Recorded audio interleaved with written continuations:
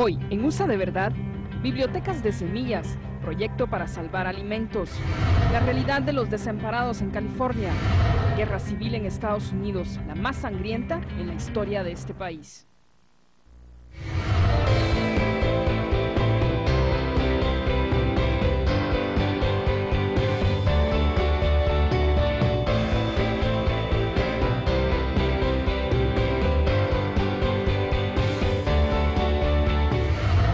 Hola, bienvenidos a USA de Verdad desde la ciudad de Washington, D.C.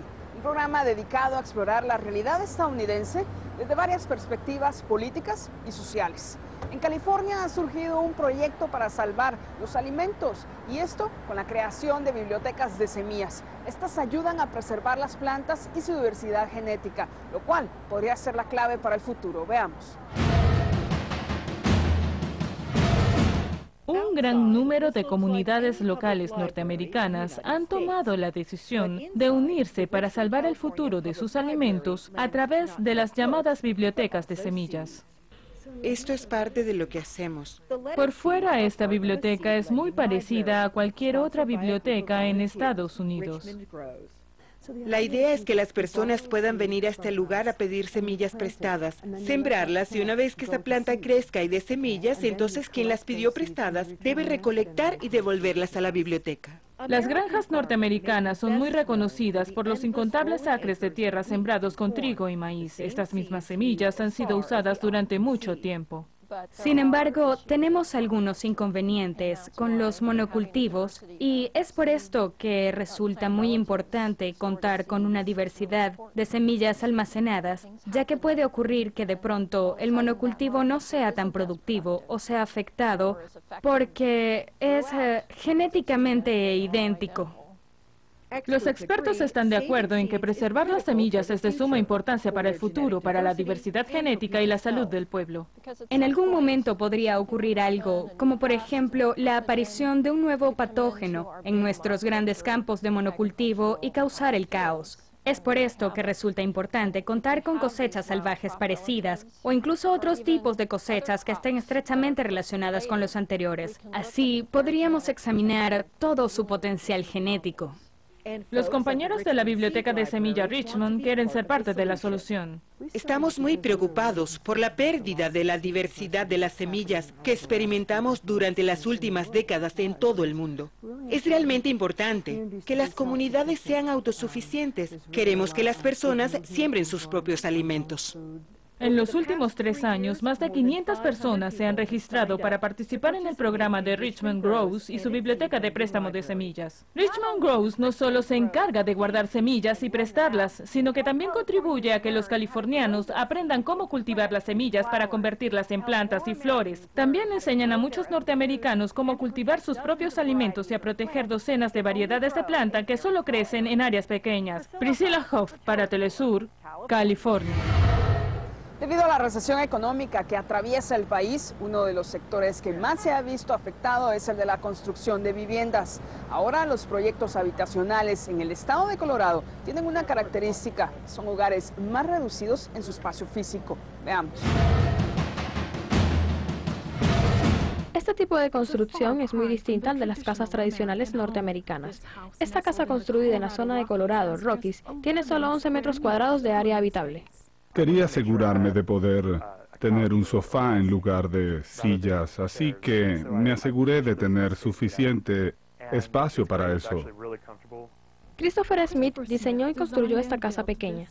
Él quería una casa que pudiera pagar y que contara con energía eficiente donde pudiera pasar sus fines de semana. Esta cocina fue diseñada en principio para ser ubicada dentro de un barco de vela. Tomamos prestada mucha tecnología de la industria de barcos de vela. Esta casa ha despertado tanto interés que Christopher y su novia, Meret Muller, decidieron grabar un documental sobre ella. Los seminarios que ambos ofrecen sobre la construcción y la vida en las casas pequeñas son cualquier cosa menos pequeños. El creciente interés sobre las casas pequeñas es parte de un fenómeno mucho más amplio, relacionado con la cultura de reducción de los tamaños en Estados Unidos actualmente. Un gran número de compañías han empezado a producir casas pequeñas masivamente, tales como este modelo de 28 metros cuadrados.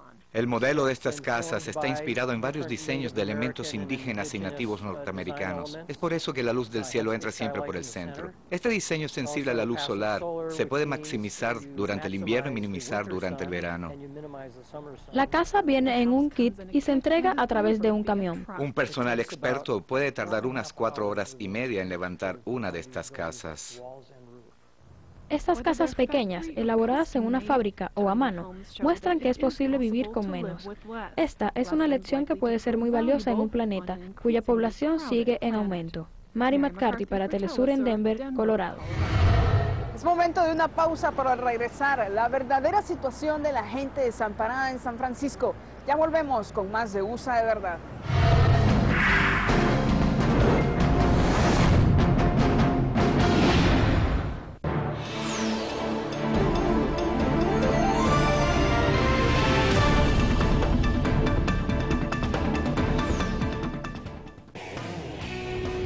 Alrededor de América Latina y el mundo, Telesur se ha dado a la tarea de construir espacios de comunicación para fortalecer y promover la integración de los pueblos, propiciando la igualdad, el respeto por los derechos humanos y la justicia social. Con la más extensa red de corresponsales del continente y un amplio equipo de profesionales del periodismo, Telesur refleja la realidad de nuestros pueblos. Facilitamos la democratización de la información como un derecho irrenunciable. Telesur, nuestro norte es el sur.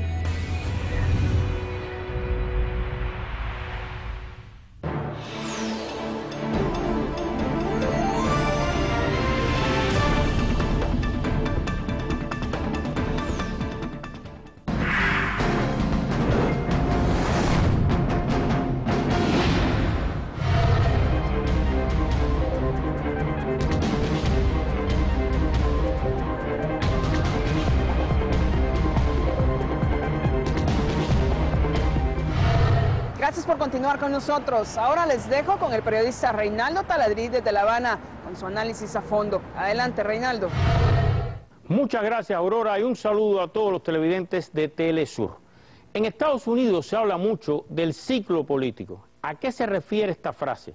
Pues bien, los intereses corporativos, los dueños reales del imperio, financian la campaña de un político, este llega a su cargo con el financiamiento que recibió de su campaña, estos intereses, y una vez que está en el mismo, favorece, promueve y vota a favor de los intereses de quienes lo llevaron hasta ahí. Muchas veces, no siempre, cuando termina en sus cargos, va a parar a las mismas corporaciones, a sus cuerpos de dirección, etcétera, que lo financiaron. Y así se va dando este ciclo, donde los intereses corporativos financian a los políticos. Pero al parecer, como tendencia, algo está cambiando dentro de la política imperial. ¿A qué me refiero? A dos fenómenos. Primero, que cada vez más millonarios deciden no financiar un político, sino aspirar ellos mismos a los cargos. ¿No me creen? Vamos a ver en la última elección presidencial de los que aspiraron, los que fueron precandidatos, o sea, aspiraban a la presidencia de Estados Unidos, ¿cuántos de ellos eran millonarios? Los números aquí hablan por sí solos. Vamos a comenzar. Aquí tenemos John Huntsman, fue precandidato republicano, le disputó a Romney la candidatura del partido. Valor total de su fortuna, alrededor, esto nunca es exacto, aclaro, de 72 millones de dólares. Newt Gingrich fue presidente de la Cámara de Representantes y aspiró por el Partido Republicano también. Valor total de su fortuna, cerca aproximadamente de 31 millones de dólares. Ron Paul, el hombre que representaba a los llamados libertarios, que aspiró también dentro del Partido Republicano, valor total de su fortuna entre 2,4 y 5,4 millones de dólares. Rick Santorum, el candidato que llegó al final compitiendo frente a Romney en el Partido Republicano, valor total de su fortuna entre 1 y 3 millones de dólares. Este fue senador y dijo que él compraba en supermercados a granel como la gente pobre durante su campaña, pero su fortuna está cerca de los 3 millones de dólares. Herman Cain, aspiró como precandidato republicano también, valor total de su fortuna más, todo el mundo piensa que es más, pero no se puede sacar la cuenta exacta, de 18 millones de dólares. Mitt Romney, el que ganó la nominación republicana y fue frente a Barack Obama por la presidencia, valor total de su fortuna, más, porque no es exacto, de 264 millones de dólares, aunque hay quien la aproxima a los 500, hay quien dice que hay dinero fuera en paraísos fiscales, pero que esté confirmado, 264 millones de dólares. Y no es solo en los republicanos. Barack Obama, el actual presidente, ¿saben de cuánto es su fortuna? Ahí está, entre 2,8 y 11,8 millones de dólares. Ahora bien, este es un primer cambio, no son los únicos casos, hay más, hay aspirantes al Senado, varios gastaron millones de su fortuna personal en sus campañas, o sea, que los millonarios deciden aspirar directamente y quitarse ya los intermediarios, o sea, los políticos que ellos financian. Pero ¿qué pasa también? Que el otro fenómeno que se está dando, que yo lo hablaba de cambio, es que cuando llegan a los cargos y los dejan, terminan su periodo o abandonan el cargo o pierden una reelección, ¿cómo terminaron después de pasar por el cargo, después de pasar por el gobierno? Vamos a ver cómo terminan. William Clinton, Bill Clinton, valor total de su fortuna actual, 55 millones de dólares. George W. Bush, valor total de su fortuna personal, no la familiar, la de la familia Bush es mucho más grande, alrededor de 21 millones de dólares. Lyndon Baines Johnson fue presidente después del asesinato de Kennedy hasta el año 68 en Estados Unidos. Murió con una fortuna de 98 millones de dólares. Richard Dick Cheney, vicepresidente en el gobierno de Bush, valor total de su fortuna, 20 millones de dólares. Entonces, ¿qué? Estamos asistiendo a un cambio donde se están eliminando los intermediarios, los llamados políticos que representan estos intereses, y directamente los intereses quieren tener los cargos y prescindir de ese papel intermediario. Será un fenómeno en ascenso, aumentará, se quedará estable, disminuirá, y los políticos profesionales seguirán campeando por su respeto. Y la otra cosa, cuánto dinero llegan a los cargos y con cuánto dinero se van. Aquí hay unos ejemplos y hay algunos datos, hay más datos, más ejemplos para ahondar en el fenómeno. Y como qué, como hace más de 16 años acostumbro a decir, para que al final saque usted sus propias conclusiones. La guerra civil estadounidense concluyó en 1865, siendo la guerra más sangrienta de la historia de este país, que dejó a más de 750,000 soldados y civiles muertos. Este periodo de la historia es representada en una exposición de arte que muestra por primera vez cómo los pintores retrataban la guerra.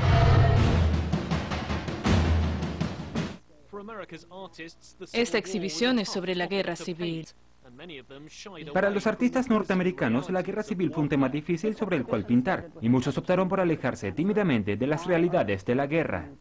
Esta exhibición empezó con una pregunta que no podía responder. ¿Por qué existen tan pocas pinturas de la guerra civil o de combates provenientes de la época? ¿Por qué tuvo que ser otra generación la encargada de procesar quiénes fueron los héroes? ¿Cuáles fueron las batallas decisivas? ¿Cuál es la narrativa que debimos haber dejado a un lado de todo esto? Pero en un momento en el que no se sabía cómo iba la guerra, cuánto iba a durar o incluso quién iba a ganar, ¿qué pintarías? El conservador del museo, Eleanor Jones Harvey, dice que se pintaba cualquier cosa menos sobre la guerra.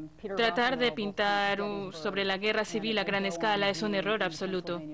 Petty Rothermel hizo una pintura sobre Gettysburg. Esta se exhibió en la oficina de gobierno de Pensilvania y causó gran impresión en todos los que la vieron, porque en ella se refleja un combate mano a mano casi a escala real. En mi opinión, las personas solo se dan cuenta que no están listas para afrontar este tipo de obras cuando las tienen frente a sus ojos. El romanticismo no existe en medio de la guerra y tampoco hay nada que celebrar. Si reflexionamos sobre este tema, tampoco existe un mercado para este tipo de pinturas que muestran a nuestros hermanos americanos matándose entre sí. Con solo unas cuantas pinturas representando batallas, la exhibición puede que no sea lo que el público esté esperando.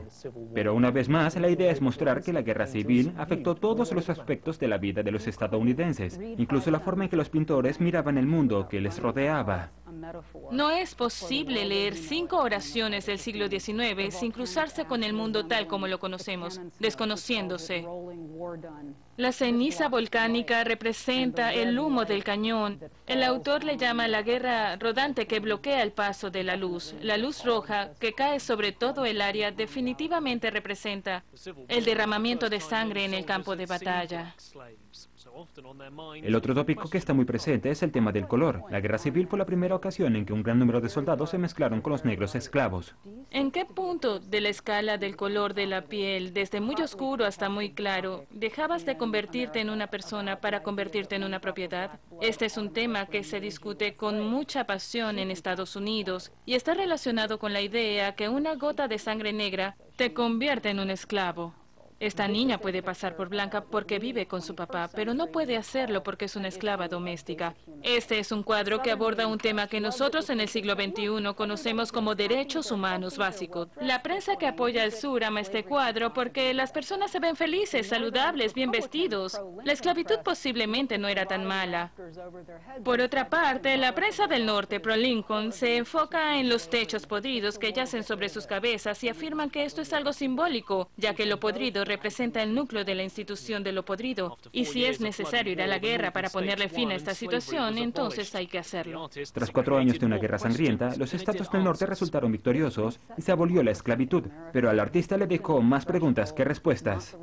La guerra civil restauró la democracia en Estados Unidos e impuso la nueva barrera que no debe ser traspasada. No fue la revolución de los años 1770. ¿Qué país nos quedó después de la guerra civil? ¿Cómo podemos pasar la página de esta parte conflictiva de nuestra historia y seguir adelante? ¿A dónde queremos llegar como país? Nick Harper para Telesur, Washington, D.C.